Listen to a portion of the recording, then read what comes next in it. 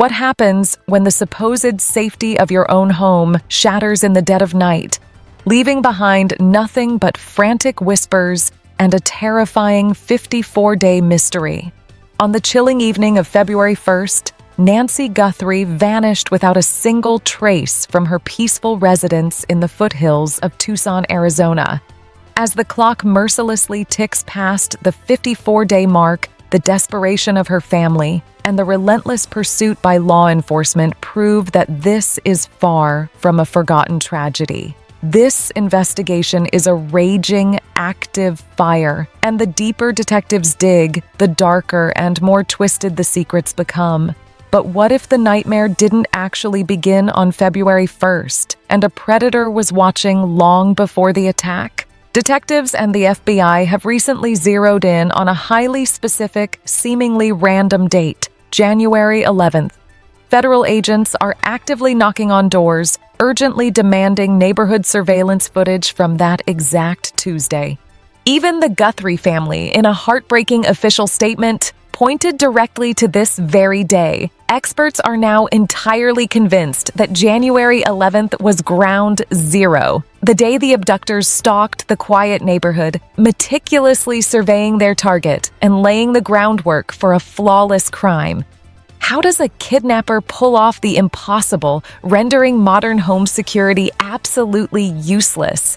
This was no crime of passion, nor was it a spontaneous break-in. It was a masterclass in criminal sophistication and predatory patience.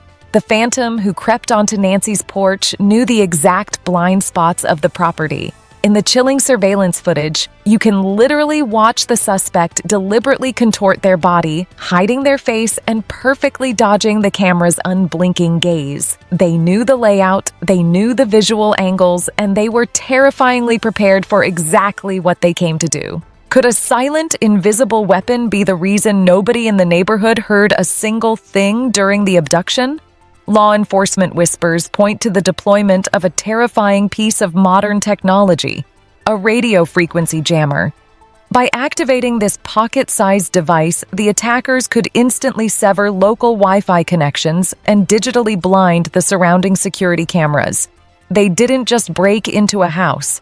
They built an invisible electronic fortress around it, ensuring no digital alarms would echo into the Tucson night while they executed their sinister plan. Why would a phantom who planned everything so perfectly leave behind a physical piece of their disguise? The suspect went to extreme calculated lengths to remain a ghost, wearing multiple thick layers of gloves to guarantee not a single fingerprint would be left on the doors or walls. Yet, in a bizarre and sudden twist of fate, investigators recovered discarded gloves near the sprawling crime scene.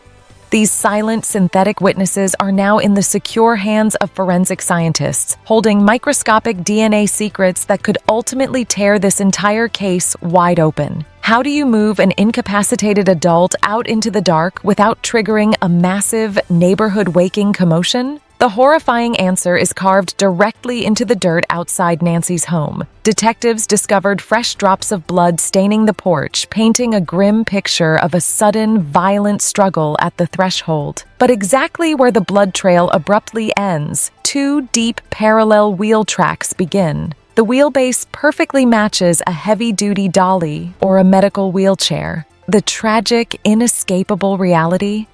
Nancy was likely injured, loaded onto a conveyance, and silently rolled away into the abyss. Have you ever stared at a dark, grainy image until a hidden detail suddenly sends freezing shivers down your spine? If you look closely over the suspect's shoulder in that haunting porch video, you can spot unmoving, artificial lights cutting through the pitch black. Forensic video analysts suggest these are not passing cars moving through the neighborhood. They are stationary. They could be the glaring headlights of an idling getaway vehicle or the harsh security floodlights of a nearby construction site, waiting to swallow the evidence and the victim alike. Where does a predator hide while waiting for the absolute perfect moment to strike a vulnerable target? The chilling truth is, they were likely hiding in plain sight the entire time. Right down the street from Nancy's front door sat an abandoned, vacant house and a desolate, quiet construction site. Security experts and investigators believe these empty, hollow structures served as the ultimate staging grounds. From these shadows, the abductors could monitor her every move, completely undetected by passing patrols, until the exact second they decided to pounce. Why would county police helicopters suddenly abandon their standard search grids to fly directly to the Mexican border only to immediately redirect to the FBI headquarters in Phoenix? This erratic, high-stakes aerial maneuver by Pima and Maricopa County aviation units is completely unprecedented for a standard missing persons case. In the shadowy world of federal investigations, a flight path exactly like this screams urgency. It points to the immediate, secure transfer of explosive physical evidence or the desperate aerial mapping of a cartel-style escape route heading south. What if the ultimate goal of this entire operation was to erase Nancy from the United States completely and forever? Rick Castigar, a seasoned 40-year law enforcement veteran and former chief deputy, proposes a terrifying, highly plausible theory. He strongly suspects the abductors smuggled Nancy across the desolate southern border into Mexico. Hidden deep within a foreign jurisdiction, a sophisticated criminal enterprise could operate untouched by local U.S. police, holding her hostage in the shadows while preparing to demand an astronomical ransom from her desperate loved ones. But how long can a captive survive when their very heartbeat depends on highly specialized daily medical care? Nancy Guthrie was battling severe health issues, relying on a delicate pacemaker and a strict, unforgiving regimen of prescription medications. The agonizing truth that haunts investigators is that these kidnappers, no matter how tactically brilliant they were at the scene, were not medical professionals. Without her life-saving medication, Nancy's captors may have inadvertently turned this calculated abduction into a rapid, tragic homicide. Could the very medical device keeping her heart beating be used to digitally track her down from the sky? This was the burning, desperate question intensely debated by experts on national television. People across the country wondered if the Bluetooth signal from Nancy's pacemaker could be intercepted from above by search choppers. Sadly, technology has its harsh, unyielding limits. A pacemaker's Bluetooth signal extends barely 20 to 30 feet. A helicopter outfitted with a signal sniffer flying hundreds of feet above the rugged desert simply cannot pick up a digital pulse that weak. What does it mean when a life-changing sum of money is met with absolute, deafening silence from the criminal underworld?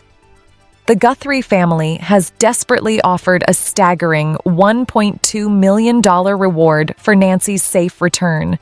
In the dark corners of society, that kind of cash always loosens lips and breeds betrayal. The terrifying fact that no credible kidnapper has stepped forward to claim this massive bounty strongly indicates that they have lost their ultimate leverage. If they cannot produce Nancy to collect over $1 million, it is highly probable she is no longer alive to be returned. Would a random, drifting stranger know exactly how to navigate the blind spots of an upscale Tucson neighborhood in the dead of night? The surgical precision of this strike points directly and uncomfortably to a local predator. Investigators and terrified neighbors alike feel it deep in their bones. The person who orchestrated this living nightmare lives among them. They knew the exact geography. They knew the neighborhood's security flaws, and they knew exactly when Nancy would be most vulnerable. This wasn't a passing stranger. This was someone intimately familiar with her daily quiet life. What happens when the massive ego of a single man derails the most critical early hours of a federal kidnapping investigation?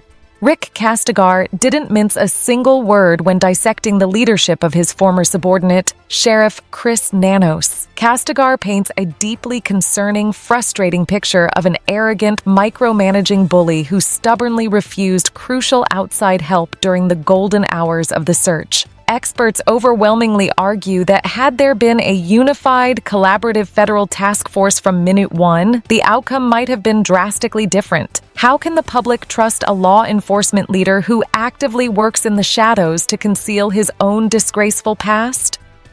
The controversy surrounding Sheriff Nanos deepened drastically when explosive internal records from 1984 surfaced, revealing he was suspended from the El Paso Police Department. a dark, career-staining fact he allegedly lied about under oath.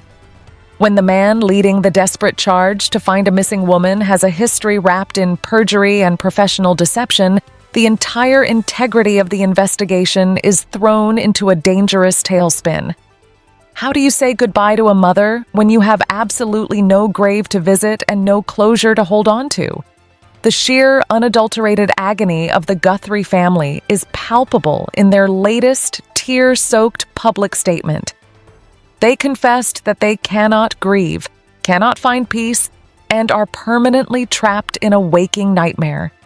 But one specific, haunting phrase shattered the hearts of everyone listening. They begged the public for information to bring Nancy to her final place of rest.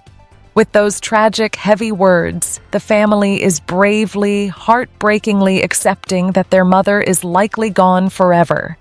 Is it time to finally close the heavy book and declare this just another forgotten cold case gathering dust? Absolutely not. Despite the grueling passage of 54 days and the devastating emotional setbacks, top investigators and forensic experts refuse to back down an inch. The FBI switchboards are still lighting up, and relentless detectives are meticulously grinding through thousands of civilian leads. This case is breathing, it is hostile, and law enforcement is simply waiting for that one tiny, overlooked detail to finally blow the doors off this entire mystery.